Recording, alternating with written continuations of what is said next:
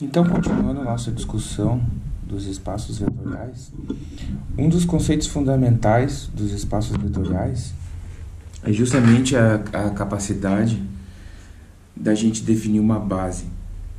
E por que uma base é tão importante, ou por que a ideia da base é tão fundamental para os espaços vetoriais? Porque a base é um conjunto de vetores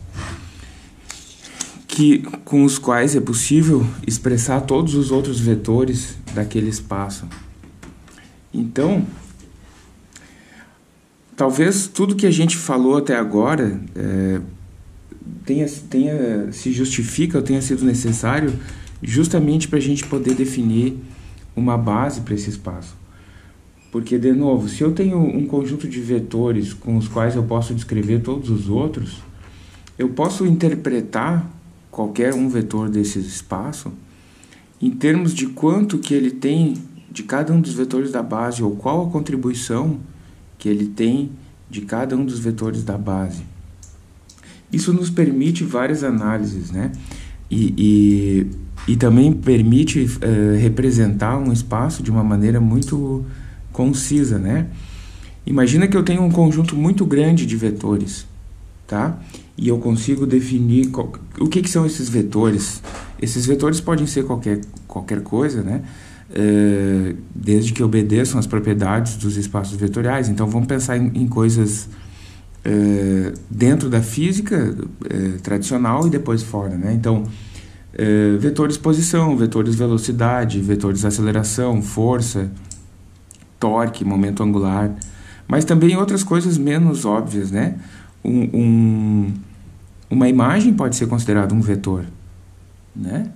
Quer dizer, se tu tem uma imagem de 100 por 100 pixels, tu pode pensar que aquilo é um vetor de 10.000 componentes num determinado espaço.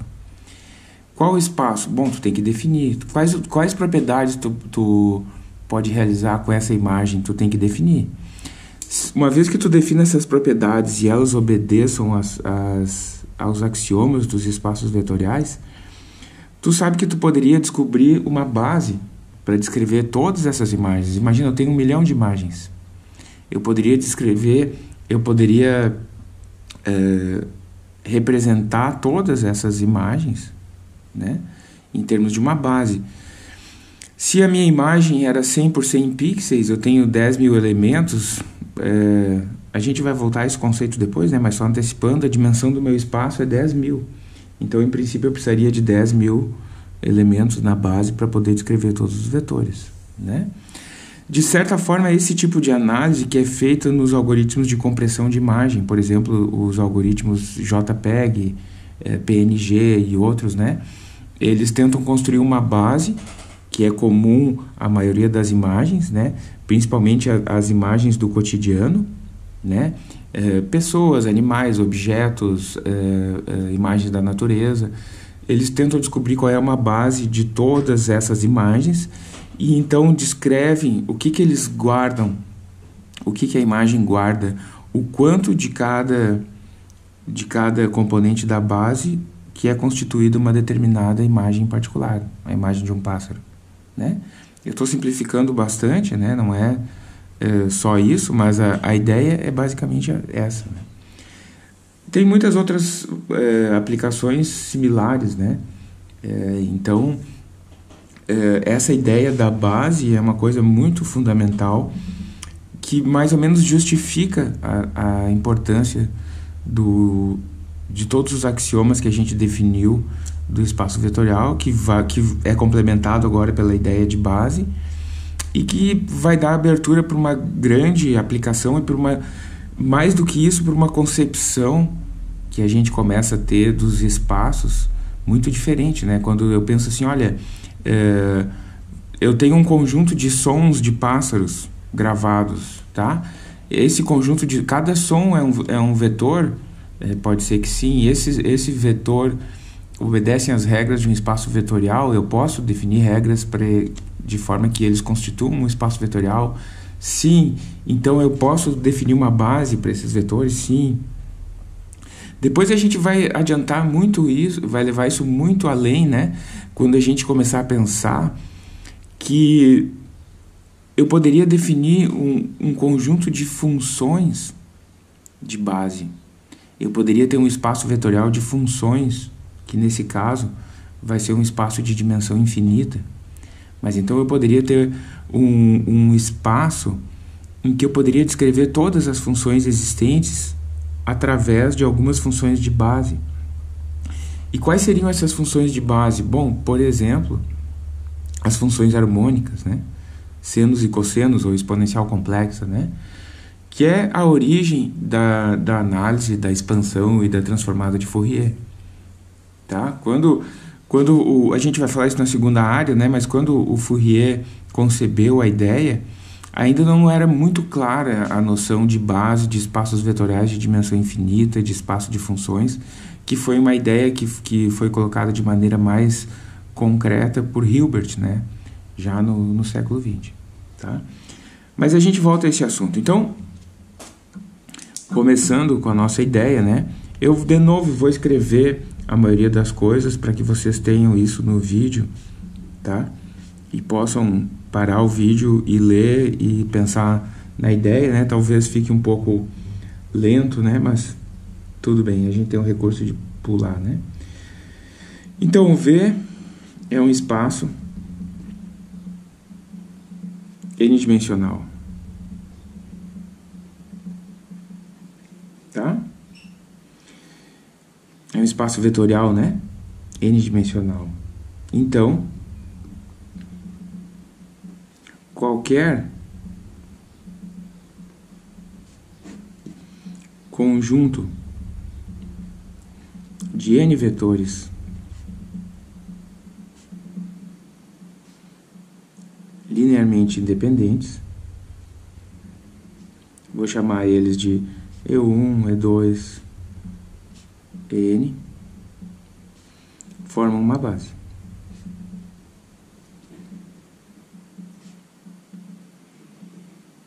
Tá? Voltando à discussão que a gente já teve, né? Eu estava falando umas aulas atrás, se eu conseguir achar ela, mas eu estava dando um exemplo dos vetores unitários de um espaço R2, lembram? Então, aqui, quando os vetores são ortogonais, é muito simples de ver que eles são independentes, né? Porque, por exemplo, esse vetor só tem a informação da direção x, esse vetor só tem a informação da direção y. Mas mesmo quando eles não são ortogonais, eles podem ser linearmente independentes. Esse aqui tem a informação da direção y, tá? Embora ele tenha um pouco de x, esse aqui tem só x, tá? Mas então esse aqui tem coisa que esse não tem. Eu não consigo descrever esse vetor em termos desse, tá? Nem o contrário. Então eles são linearmente independentes. Essa ideia agora a gente tem que expandir ela, né? Conceitualmente. Por que eu preciso ter um conjunto de vetores linearmente independentes? Porque se algum deles for dependente, ou se esse conjunto é linearmente dependente, eu posso pegar um deles e escrever em termos dos outros. Então ele se torna desnecessário, né? Se eu tenho um conjunto de n vetores linearmente independentes, tá? Lembra que a dimensão do espaço, nesse caso concreto que a gente estava estudando, era o número de coordenadas necessária para descrever um vetor, né? Necessária e suficiente para descrever um vetor, certo? Então, é também o número de vetores que eu preciso para conseguir descrever todas as dimensões do espaço. Se eu garanto que eles são linearmente independentes, eu estou garantindo de certa forma que eu consigo cobrir todas as n dimensões do espaço, tá? Se fosse uma base canônica, como a gente chama, é relativamente simples de entender isso. Estou descrevendo uma base canônica, esse vetor só tem informação na primeira dimensão, esse vetor só tem informação na segunda, esse só tem na terceira. Mas, claro, nem sempre vai ser assim, né? Essa é a base canônica, digamos assim, a mais óbvia, a mais trivial, né? Aqui é relativamente simples de ver que eu vou precisar n vetores. Se eu tenho n dimensões, eu vou precisar n vetores para que o último tenha tudo zero, exceto a última dimensão, enquanto o primeiro tenha tudo zero, exceto a primeira dimensão. E de forma que, fazendo combinações entre esses, eu consigo descrever qualquer um vetor arbitrário desse espaço, né? Porque eu vou pegar... Estou antecipando o que a gente vai discutir formalmente em seguida, né? Uma vez esse, mais 5 vezes esse, mais 2 vezes esse, etc., mais 12 vezes esse. Quer dizer, se eu somar tudo isso, eu obtenho esse vetor. Tá? E daí a gente, já por hábito, dizia que essas são as coordenadas desse meu vetor arbitrário, né? Mas, na verdade, agora a gente tem que dizer que essas são as coordenadas desse vetor arbitrário nessa base, né? Porque esse vetor pode ter infinitas diferentes combinações de coordenadas, dependendo da base que eu escolha, certo? Então, se eu tenho, então, se x é um vetor do espaço, um vetor qualquer, né, arbitrário, de V, tá? Então, o conjunto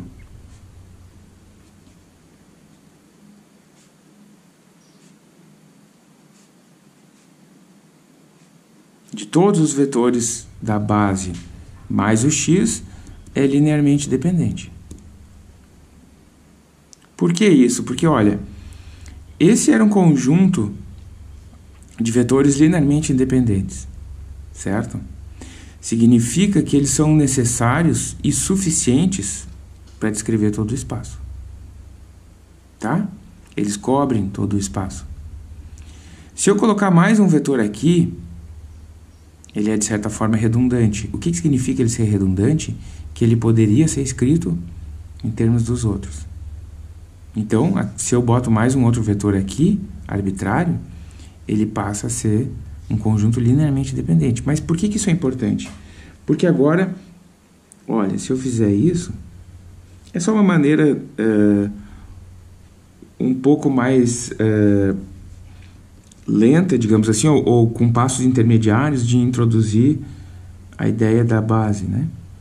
Como uma maneira de descrever os vetores. Então, agora, se é um conjunto linearmente independente, eu consigo escrever essa equação sendo nula, tá? Na verdade, o vetor nulo, mesmo que todos os coeficientes não sejam nulos.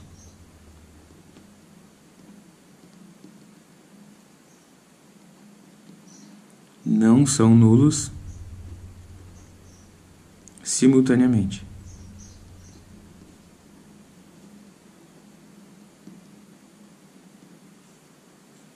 Tá? O que vale dizer, isso é uma maneira de colocar coisa, mas é só para mostrar um passo intermediário, o que vale dizer que eu poderia colocar o x desse lado da igualdade, e então esse x seria uma combinação dos outros vetores, que é o que a gente está acostumado a fazer, né? Então, eu vou dizer que esse x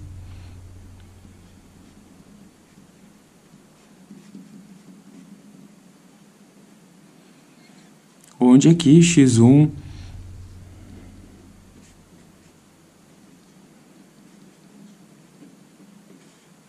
e assim por diante, em termos das componentes que eu tinha antes, tá? Então, agora eu digo que esse é um conjunto completo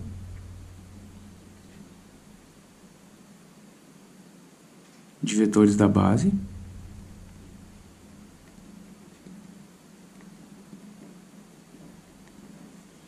Tá?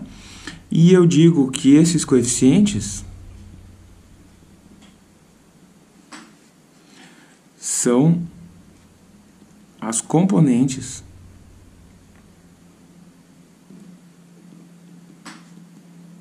de x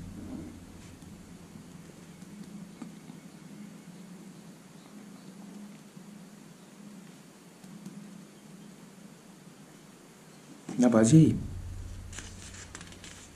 Certo? Então, essa ideia é muito importante, né? E ela é muito abrangente, né? Então, talvez é importante vocês pensarem muito sobre isso, né?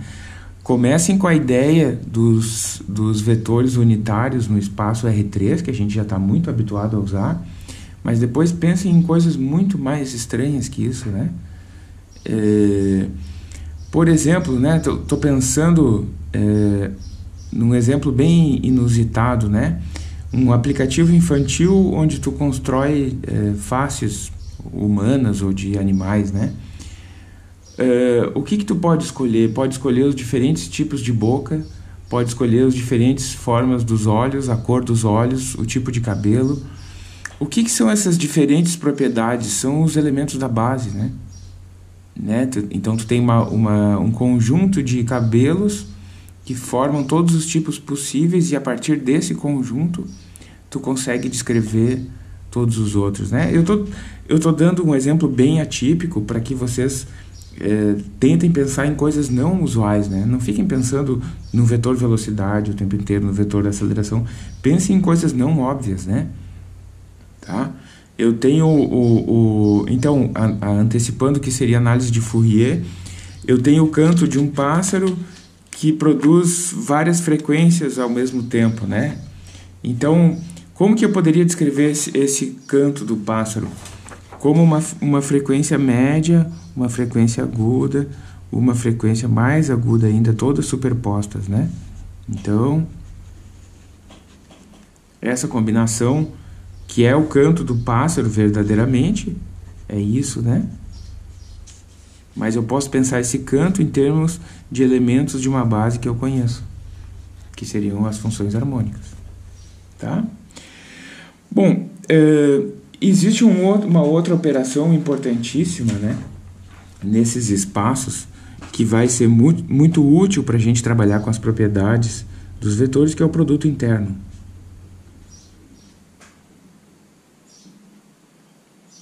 Tá?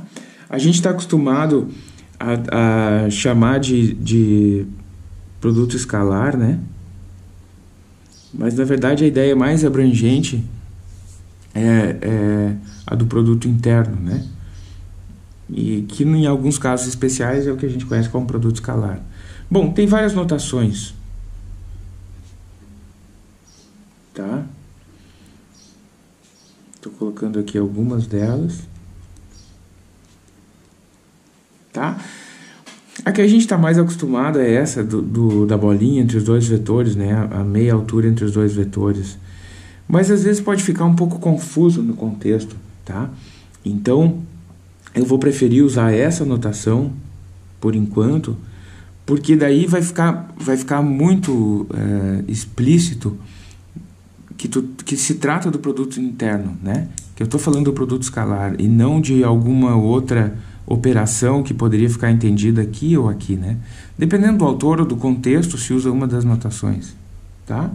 Então, é uma função escalar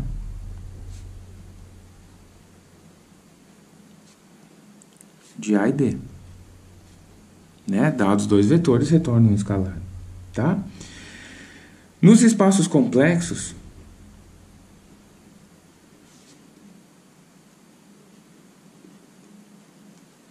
a gente tem algumas propriedades, né? Por exemplo,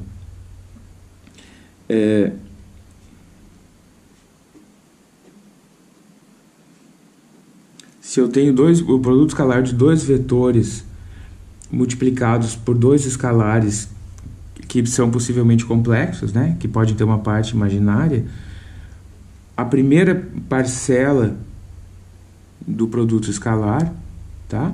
A gente tem que aplicar a operação do complexo conjugado.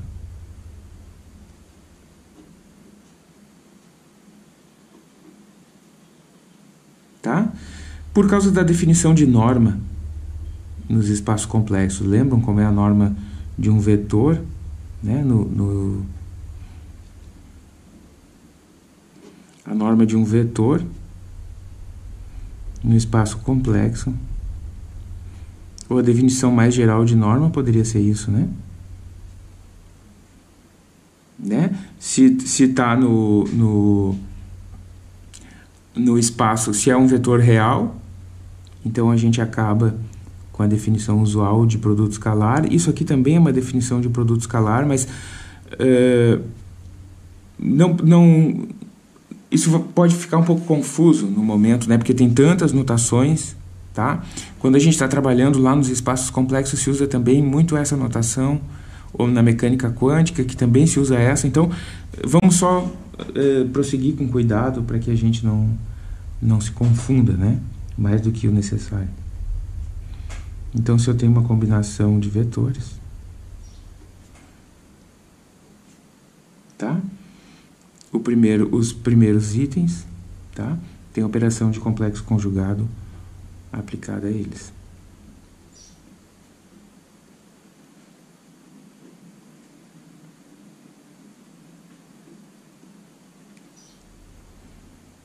Tá? Então aqui só um adendo de como seria nos espaços complexos. Agora em geral, vou considerar reais, né? Só para não ir carregando o complexo conjugado o tempo inteiro, mas eu só chamei a atenção aqui para vocês lembrarem disso, né? Então, em geral, propriedades.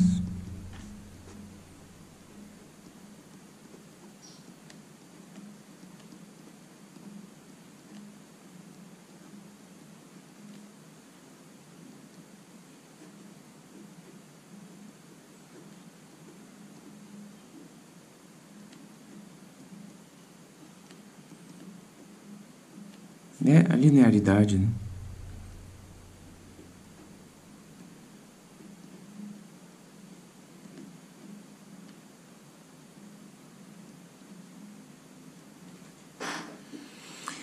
Bom, a gente ainda não sabe, em princípio, como operar, né, com essa função para resultar nos escalares. A gente já conhece algumas propriedades delas, né? As mais importantes, ortogonalidade,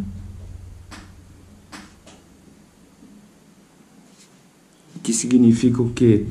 Se dois vetores são ortogonais, vou colocar assim, então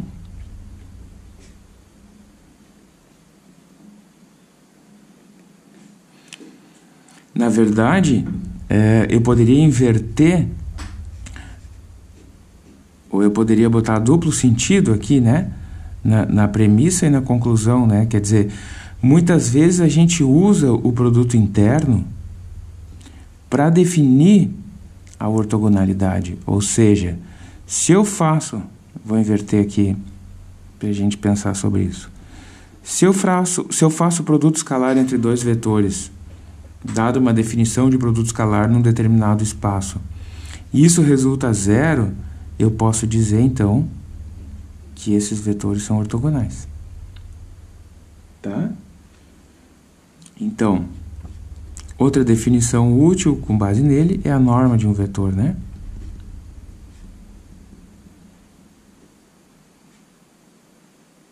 Tá? Então, a norma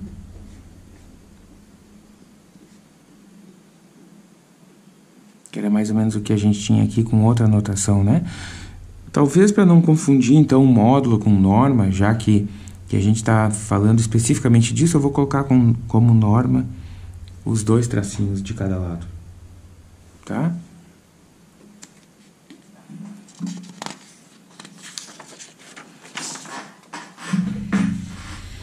Bom, se eu tenho uma base ortonormal,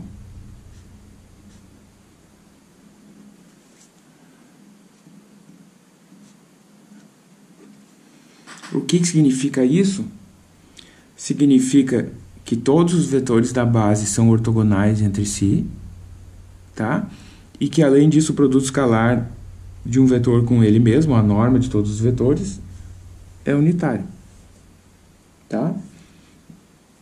Então, eu poderia escrever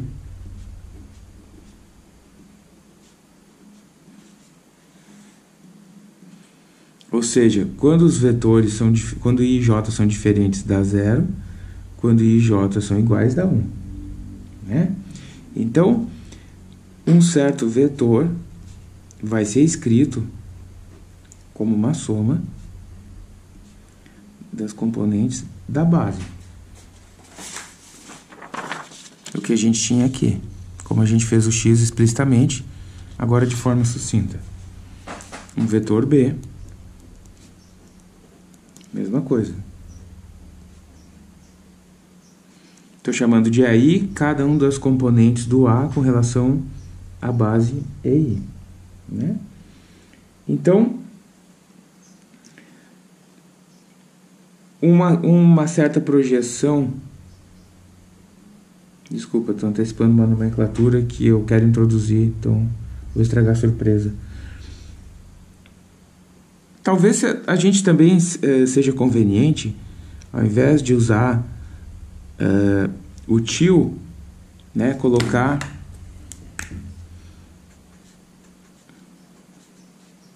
um chapéu, né, um circunflexo nos vetores. Daí posso suprimir o til só para indicar que eles são ortonormais, tá? Ou pelo menos normalizados. Então, se eu tenho o produto escalar de um vetor do espaço que é expandido como uma soma dos vetores da base com um determinado vetor da base, eu vou chamar esse de J. Então,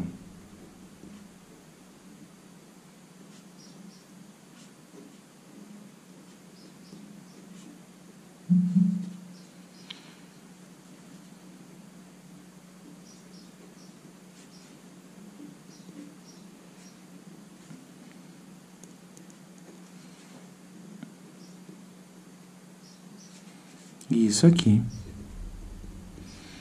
Então,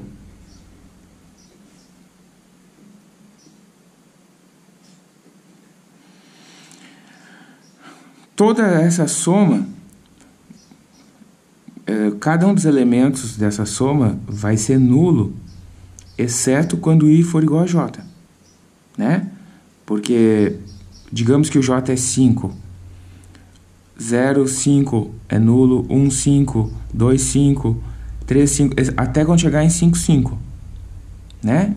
E os subsequentes também vão ser todos nulos. Então, o único que sobra de toda essa soma é aquele elemento J, certo? Então, se quiserem,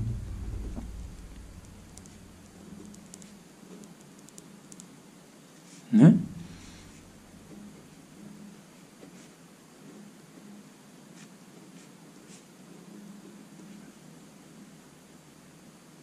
Tá?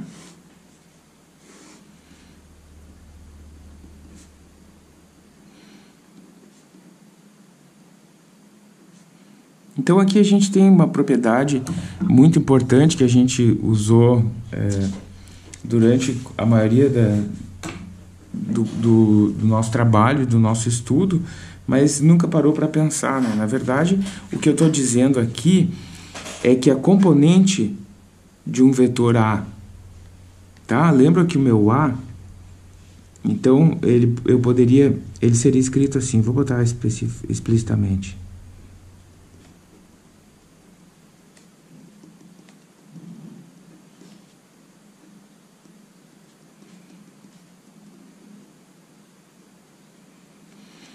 O meu vetor A é escrito em termos dos elementos da base. O quanto o coeficiente, ou a componente dele, ou a contribuição de cada um dos vetores da base para o vetor A é dado por esse coeficiente, né? É multiplicativo aí da combinação linear. Aqui está me dizendo, de acordo com as propriedades que eu acabei de estabelecer ou de propor para o produto interno, que a componente J do vetor A na base E é simplesmente dado pelo produto interno do vetor A com o vetor da base. Tá? Se vocês lembram disso, isso não era uma coisa muito explícita, mas como que eu descubro né? Vou fazer uma pequena observação, tá? Lá no R3, tá? Eu não gosto que a gente fique restrito ao R3, né? Porque a gente já está tão acostumado a trabalhar em R3 ou em RN que a gente está viciado, né? Mas só para a gente lembrar, né? Eu tenho um vetor x1 i mais x2j mais x3k, tá? Como eu poderia descobrir a componente desse vetor com relação ao j? Eu poderia fazer o produto escalar, né?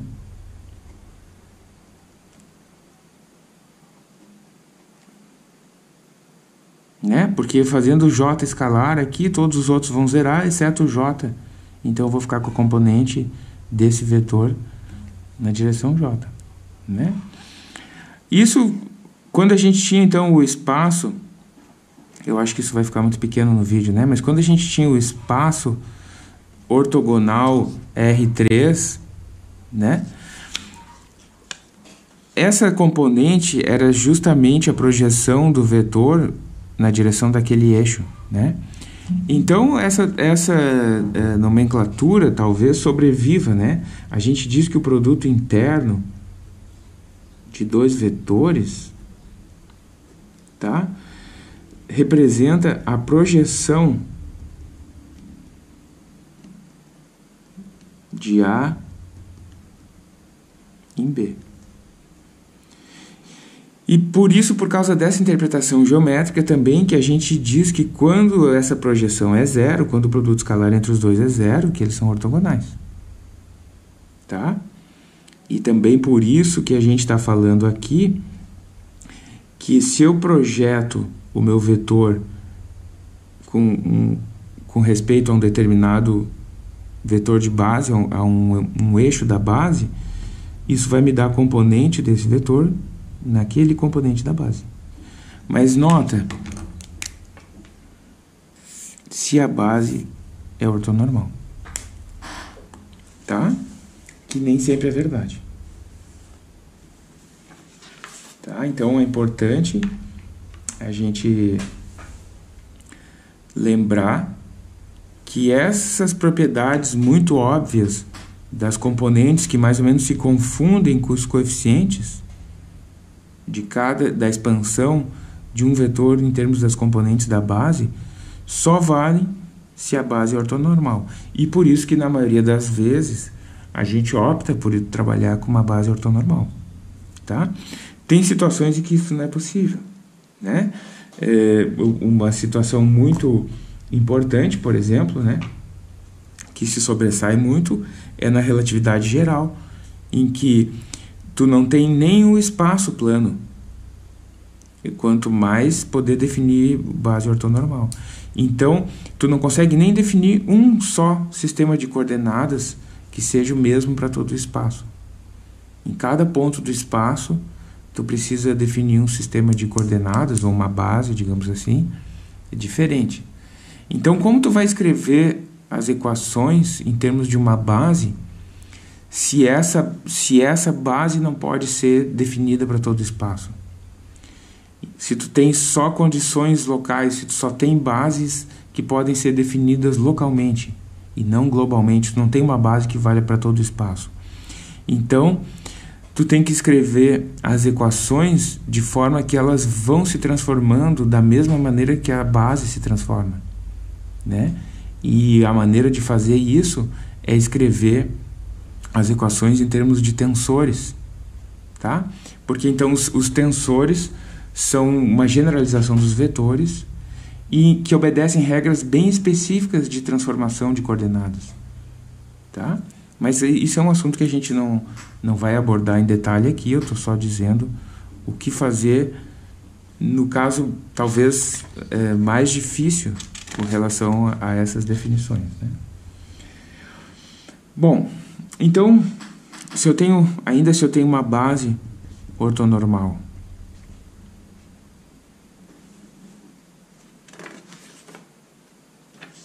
tá? Então,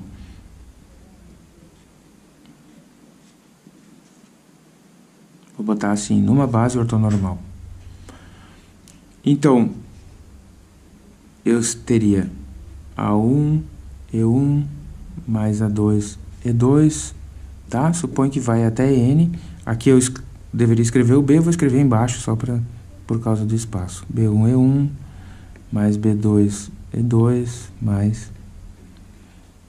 Tá? Que eu também poderia escrever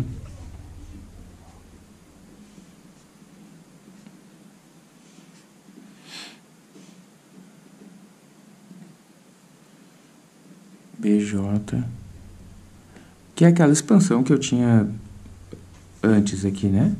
Só substituir nos dois. Bom, como esses dois aqui são escalares, eles podem sair da soma, né? Mas vamos fazer isso explicitamente para ficar bem claro, né? Vamos fazer isso explicitamente. Então, isso aqui seria A1, B1. Vamos considerar que eles podem até ser complexos, né? Então, A1, B1, E1, E1, mais A2, B2,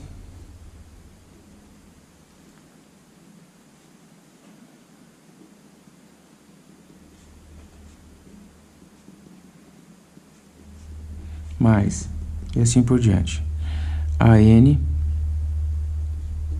BN.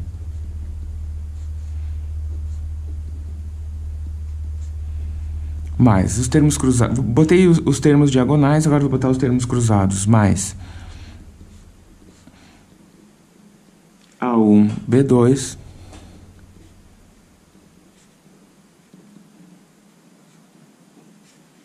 mais A1, B3,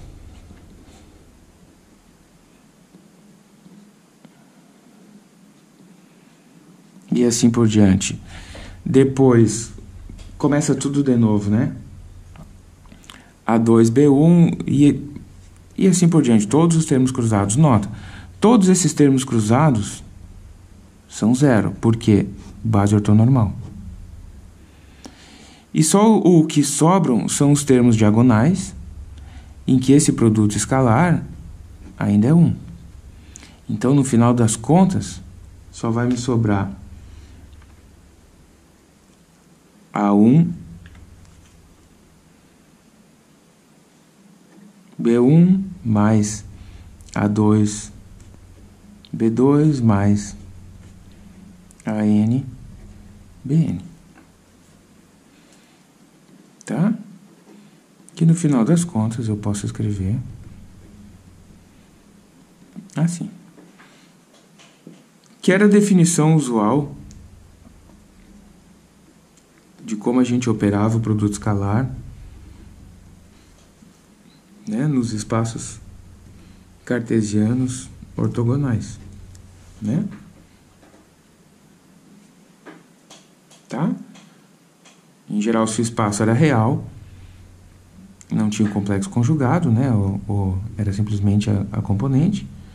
Mas então o produto escalar de A e B era a multiplicação da coordenada 1 do A pela 1 do B, mais a 2 do A pela 2 do B, e assim por diante. Então isso a gente está acostumado, mas nota que isso só funciona se e somente se base ortonormal.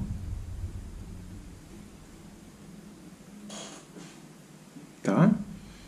Então é muito importante manter essa ressalva.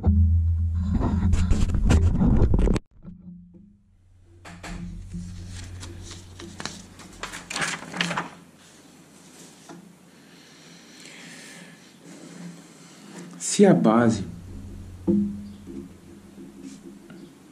é não ortogonal,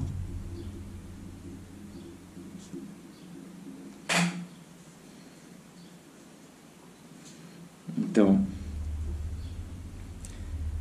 digamos que cada um dos elementos, quando eu faço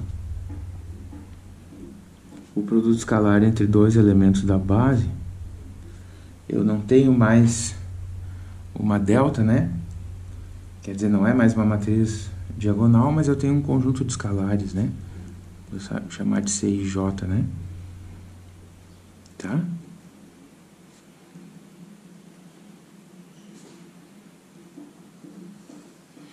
Então, o produto escalar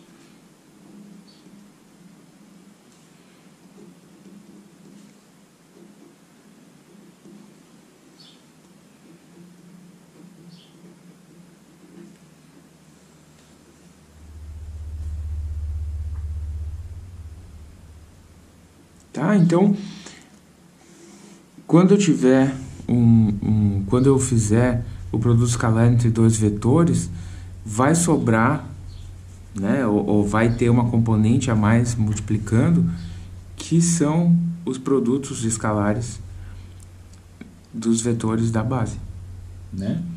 Então,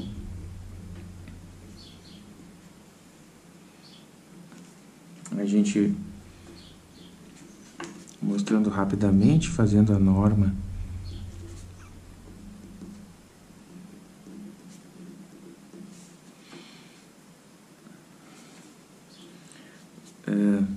deixa eu fazer assim, que daí vai ficar assim, fazendo a norma do vetor, de um vetor A, né?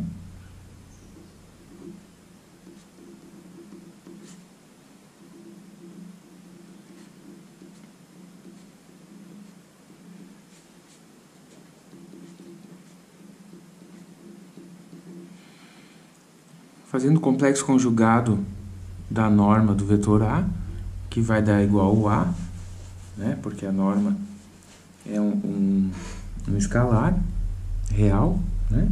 Então aqui a gente pode ver também que esses coeficientes são reais. Tá? Então é importante, né? Porque aqui vão ter vários termos cruzados.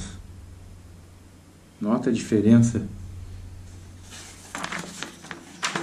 Aqui eu só tenho os termos diagonais, digamos assim, né? Eu estou pensando na representação matricial, né? Que a gente nem está falando disso, mas o que são os termos diagonais onde esse índice é igual a esse, né? Então eu vou ter A1B1, A2B2, A3B3 e assim até a NBN. Aqui não, né? Eu vou ter todas as combinações dependendo de como é a relação entre os vetores da base. Se todos os vetores da base se relacionam de forma não nula, né, tem projeção não nula com todos os outros vetores da base, eu vou ter todos os termos cruzados aqui, nenhum desses vai ser zero. Nota, esse CIJ está me dizendo qual é a dependência, qual a projeção de cada um dos vetores da base, do vetor I no vetor J. Então, se nenhum deles é ortogonal, eles não precisam ser todos ortogonais para formar uma base, lembra? Eles precisam ser linearmente independentes, o que é um conceito menos restritivo que ortogonalidade. Então, eles não precisam ser ortogonais, eles precisam ser LI, né? Eu tenho os N vetores, ou desculpa, aqui I, de 1 a N. N vetores LI, tá? Se eu tenho esses N vetores LI que não são ortogonais, vai ter projeção de cada um em cada um dos outros. Então, o produto escalar entre cada um deles não é nulo. Então, esse termo aqui vai sobreviver para todos I e J. Então, eu vou ter A1, de novo, A1B1, A1B2, A1B3, A1B4, depois A2B1, A2B2. Então, eu vou ter todas as combinações possíveis de componentes de A e de B. Tá? Raramente a gente fez isso na prática, porque a gente sempre, quando possível, escolheu bases ortonormais. Tá? Mas então é importante a gente saber qual é o efeito no caso dela não ser. A gente consegue representar todos essas operações na forma matricial, né? E fica mais simples de entender, talvez, ou de se lembrar, né?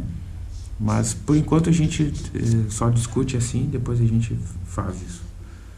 Tá bem? Então, na próxima aula, a gente trabalha com algumas igualdades e desigualdades importantes, e daí fala também dos operadores lineares e o efeito deles na base, e assim por diante começa a introduzir essa notação matricial. Tá bom? Até lá.